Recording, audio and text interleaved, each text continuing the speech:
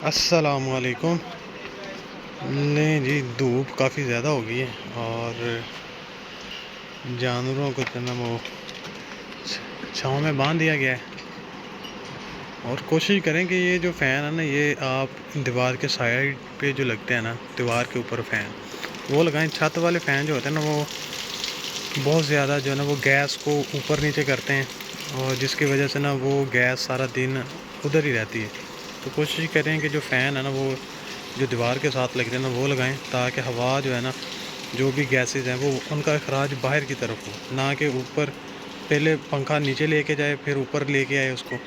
बेहतर है कि इस चीज़ को ना आप इन फैंस को अवॉइड करें, दूसरे फ़ैन जो है ना जानवरों के अंदर वो लगाएं। लो जी, हुण आ गए हैं जी हीरा साहब दे नाल मंडी दे विच। देखो जी बच्चा, देखो ते बच्चा माशाल्लाह जी बड़ा खूबसूरत बच्चा फुलाई विच बच्चा जी, माशाल्लाह बहुत कमाल दी चीज़। हीरा साहब कमाल है, तुसी भी है।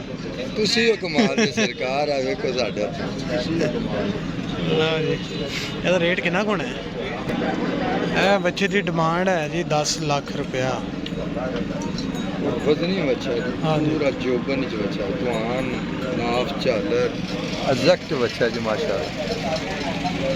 और ये खूबसूरत बछड़े और सजावट इनकी काफ़ी ज़्यादा है। चाचा जी की हाल है, ठीक हो? ठीक ठाक अल्लाह। ये चाचा जी की ने मूँहों एक दुंदा है, एक चौगा है। दोंदा केड़ा जे यह दुंदा है, चौगा है। ते की रेट जे इन्हां दे? इन्हों का 220 भी जनाब, 220 दोनों दा ही, चौगे दा भी ते दोंदे दा भी। वजन कितना कितना होना है इन्हां दा 4.5 मन होना कल्ले कल्ले दा?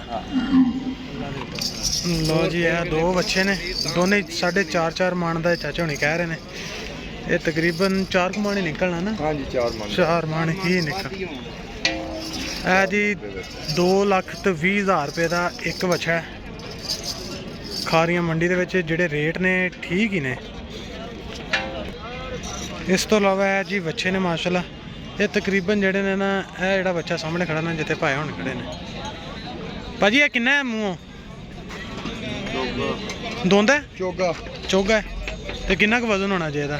ਅਸੀਂ ਕਿਹੜਾ ਪਾਏ ਤੋਲੇ ਆ, नहीं अंदाजन ਝੂਠ ਨਹੀਂ ਕਦੀ ਮਾਰਿਆ, पता नहीं किन्ना। अच्छा। मंडी के अंदर जो रेट है ना वो पिछले साल से काफ़ी ज़्यादा है। ये खारियां मंडी है और खारियां मंडी में तकरीबन अगर 4 मन का जानवर है तो वो उसका तकरीबन 2 लाख के राउंड अबाउट उसका रेट है। हीरा साहब मंडी में मसरूफ़ अमल हैं। वीडियो बनाने के चक्कर के अंदर ना अगले बंदे को मुतमिन कर रहे हैं कि आपने वीडियो के अंदर नंबर वगैरह बताना है और उनको समझा रहे हैं। और लो जी, हीरा साहब बंदे नूं मुतमिन कर रहे हैं कि तू रेट शेट दसना है, तो यह बनाने लग गए ने वीडियो।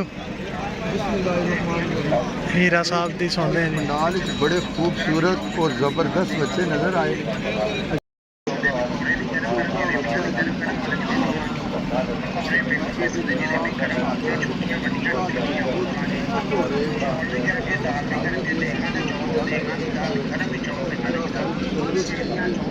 माशाल्लाह, पैसे की 30-40 लाख रुपया की डिमांड की। लो जी, खारियां मंडी से खज्जल होने के बाद अच्छी तरह से खज्जल होने के बाद कुकड़ बन गए हैं जी, कुकड़। लाला मूसा जंक्शन उत्थे आ गए हम। ਹੁਣ ਇੱਥੇ ਕੁਝ ਜਾਨਵਰ ਨੇ, ਉਹਨਾਂ ਨੇ ਨਵੇਂ ਲਿਆਂਦੇ ਨੇ, ਸ਼ੌਕ ਕੀਤਾ ਹੋਇਆ ਉਹਨਾਂ ਨੇ, ਸ਼ਾਇਦ ਕੁਰਬਾਨੀ ਲਈ ਲੈ ਕੇ ਆਏ, ਕੁਰਬਾਨੀ ਲਈ ਲੈ ਕੇ ਆਏ ਨੇ। ਉਹਨਾਂ ਨੂੰ ਮਾੜੀ ਜੀ ਨਜ਼ਰ ਮਾਰਾਂਗੇ ਤੇ ਫਿਰ ਚੱਲਦੇ ਹਾਂ ਫਾਰਮ ਤੇ। ਭੁੱਜੇ ਸੜੇ ਹੋਏ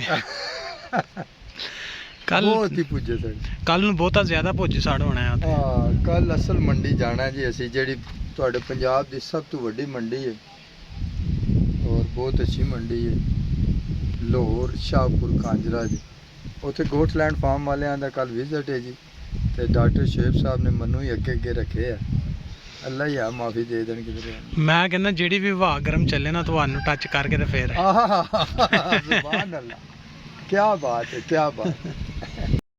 अस्सलाम वालेकुम रहमतुल्लाहि व बरकातुहू। ये हैं जी मक्खी चीनी नस्ल के बकरे, जो कि कुर्बानी के लिए फार सेल जो है ना, तो ये लाला मूसा के अंदर मौजूद हैं। अगर किसी भी बंदे को चाहिए हो तो वो रिजवान साहब हैं, उनसे रब्ता कर सकते हैं। नीचे उनका नंबर जो है ना वो स्क्रीन के ऊपर चल रहा है, और जिस बंदे ने जानवर अगर कुर्बानी के लिए लेना हो तो वो नीचे इस नंबर पर रब्ता कर सकता है।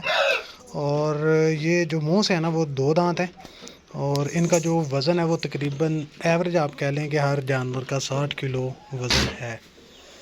तो ये खा पी रहे हैं, इनको खुश्क चारा जो है ना वो सारे का सारा दिया जा रहा है। और रिजवान साहब से आप रब्ता कर सकते हैं जो कोई भी बंदा इनको परचेज़ करना चाहता है कुर्बानी के लिए। तो ये लाला मूसा जो रेलवे स्टेशन है, जंक्शन है, वहाँ पर मौजूद हैं।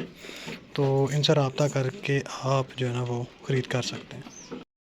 लो बई हुण आ गए ਆਪਾਂ ਡਿੰਗੇ ਤੇ ਇਹ ਬੱਕਰੀਆਂ ਦਾ ਬਾੜਾ ਬਣਿਆ ਹੋਇਆ ਤੇ ਬੱਕਰੀਆਂ ਦੇ ਵਿੱਚ ਜਿਹੜਾ ਨਾ ਚਿਚੜਾਂ ਦਾ ਮਸਲਾ ਉਹ ਗਰਮੀਆਂ ਦੇ ਵਿੱਚ ਵੀ ਕਾਫੀ ਜ਼ਿਆਦਾ ਹੁੰਦਾ, ਮਗਰ ਸਰਦੀਆਂ ਦੇ ਵਿੱਚ ਬਹੁਤ ਜ਼ਿਆਦਾ ਹੁੰਦਾ। ਤੇ ਬਾਕੀ ਅਗਰ ਇਸ ਨੂੰ ਕੰਟਰੋਲ ਕਰਨਾ ਵਾ ਤੇ ਉਸ ਦੇ ਲਈ ਤੁਸੀਂ ਸਪਰੇਅ ਕਰ ਸਕਦੇ ਹੋ, ਡੈਲਟਾਮੈਥਰੀਨ ਜਾਂ ਸਾਈਪਰਮੈਥਰੀਨ, ਇਹਨਾਂ ਦੋਨਾਂ ਚੋਂ ਕੋਈ ਵੀ ਸਪਰੇਅ ਲੈ ਸਕਦੇ ਹੋ। ਤੇ ਇਹ ਆਪਣੇ ਬਾੜੇ ਦੇ ਵਿੱਚ ਜਾਂ ਸਵੇਰ ਦੇ ਵਕਤ ਜਾਂ ਫਿਰ ਸ਼ਾਮ ਦੇ ਵਕਤ ਸੂਰਜ ਗਰੂਬ ਹੋਣ ਤੋਂ ਬਾਅਦ ਜਾਂ ਸਵੇਰ ਸੂਰਜ ਨਿਕਲਣ ਤੋਂ ਪਹਿਲੇ ਸਪਰੇਅ ਕਰ ਲਿਆ ਕਰੋ। ਤੇ ਨਾਲੇ ਸਫਾਈ ਦਾ ਜਿਹੜਾ ਨਾ ਖਾਸ ਖਿਆਲ ਰੱਖਿਆ ਕਰੋ। ਦੁੱਧ ਘਟਾਣਾ ਹੀ ਆ ਉਹਨੇ, ਜਿਹੜਾ ਬੱਚਾ ਸਿੱਟਿਆ ਉਹਨੇ ਇੰਨਾ ਆਹਿਸਤਾ ਆਹਿਸਤਾ ਹੋ ਜੂਗੀ ਹੁਣ ਗਾਂ ਨੂੰ।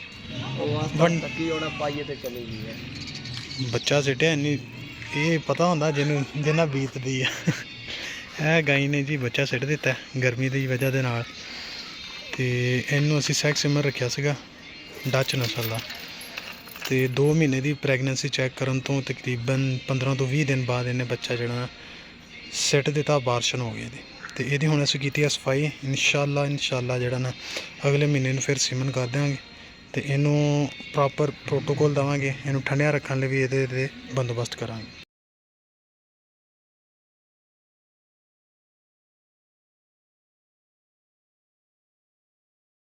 ਹੁਣ ਆਪਾਂ ਚੜ੍ਹ ਗਏ ਹਾਂ ਜੀ ਡਿੰਗੇ ਰੋਡ ਦੇ ਉੱਤੇ, ਤੇ ਆਪਾਂ ਫਾਰਮ ਤੋਂ ਗਾਈ ਚੈੱਕ ਕੀਤੀ ਆ, ਕੁਝ ਬੱਕਰੀਆਂ ਚੈੱਕ ਕੀਤੀਆਂ ਨੇ ਜਿਨ੍ਹਾਂ ਨੂੰ ਚਿਚੜਾਂ ਦਾ ਮਸਲਾ ਸੀਗਾ। ਤੇ ਇਹ ਜਿਹੜਾ ਰੋਡ ਨਾ ਇਹ ਡਿੰਗੇ ਨੂੰ ਰੋਡ ਜਾਂਦਾ ਹੈ, ਤੇ ਇੱਥੇ ਜਿਹੜਾ ਨਾ ਸਕੂਨ ਦੇ ਨਾਲ ਹੁਣ ਆਪਾਂ ਨਿਕਲਾਂਗੇ ਜਾ ਕੇ ਡਿੰਗੇ। ਤੇ ਲੋ ਜੀ ਮਿੱਤਰੋ, ਤੇ ਵੀਡੀਓ ਆ ਗਈ ਹੈ ਜੀ ਡਿੰਗੇ ਚੌਂਕ ਦੇ ਵਿੱਚ, ਮੇਨ ਚੌਕ ਜਿਹੜਾ ਡਿੰਗੇ ਦਾ ਉੱਥੇ। ਤੇ ਇੱਥੋਂ ਹੁਣ ਅਸੀਂ ਆਉਣਾ ਹੈ ਖੱਬੇ ਹੱਥ ਹੋ ਕੇ, ਤੇ ਅੱਗੇ ਆਪਾਂ ਚੜ੍ਹ ਜਾਣਾ ਖਾਰੀਆਂ ਰੋਡ ਦੇ ਉੱਤੇ। ਤੇ ਅੱਗੇ ਡੰਪਰ ਜਾਂਦਾ ਪਿਆ, ਤੇ ਡੰਪਰ ਤੋਂ ਦੇਖਦੇ ਹਾਂ ਕੱਢ ਕੇ ਕੀ ਬਣਦਾ। ਮੈਨੂੰ ਜੀ ਲੱਗਦਾ ਰਾਹ ਲੱਭ ਹੀ ਗਿਆ। ਤੇ ਹੁਣ ਆਪਾਂ ਲੰਘਦੇ ਹਾਂ ਡੰਪਰ ਤੋਂ ਵੀ ਅੱਲਾ ਹੀ ਬਚਾਵੇ, ਇਹ ਵੀ ਬੜੇ ਭੈੜੇ ਡਰਾਈਵਰ ਹੁੰਦੇ ਨੇ ਇਹਨਾਂ ਦੇ। ਤੇ ਹੁਣ ਇਹ ਆਪਾਂ ਚੜ੍ਹ ਗਏ ਹਾਂ ਜੀ ਖਾਰੀਆਂ ਰੋਡ ਦੇ ਉੱਤੇ। ਤੇ ਇੱਥੋਂ ਖਾਰੀਆਂ ਰੋਡ ਤੋਂ ਆਪਾਂ ਜਾਣਾ ਹੈ ਸਿੱਧਿਆਂ ਜੋੜੇ ਰੋਡ ਤੇ ਹੁੰਦਿਆਂ ਪਿਆ ਜਾ ਕੇ ਆਪਾਂ ਵੈਕਸੀਨ ਲਾਣੀ ਹੈ। ਤਕਰੀਬਨ ਮਗਰਬ ਦਾ ਟਾਈਮ ਹੋ ਜਾਣਾ ਵੈਕਸੀਨ ਲਾਉਂਦਿਆਂ ਜਾਂ ਉੱਥੇ ਪਹੁੰਚਦੇ ਮਗਰਬ ਦਾ ਟਾਈਮ ਹੋ ਜਾਣਾ। ਉਹ ਬੱਕਰੀਆਂ ਨੇ ਨਖਰੇ ਕਰਕੇ ਖਾਦਾ ਕਿ ਖਾ ਗਈਆਂ ਸਕੂਨ ਦੇ ਨਾਲ? ਨਹੀਂ ਪਹਿਲੇ ਦਰਦ ਰੱਜੀਆਂ ਕੋਈ ਖਾਦਾ, ਰਾਤੀ ਨੂੰ ਛੱਡੀ ਕੋਈ ਛੇ ਤਰੋੜਾ ਖਾ ਗਈ, ਸਾਰਾ ਤਰੋੜਾ ਖਾ गया। अच्छा चलो ठीक हो गया।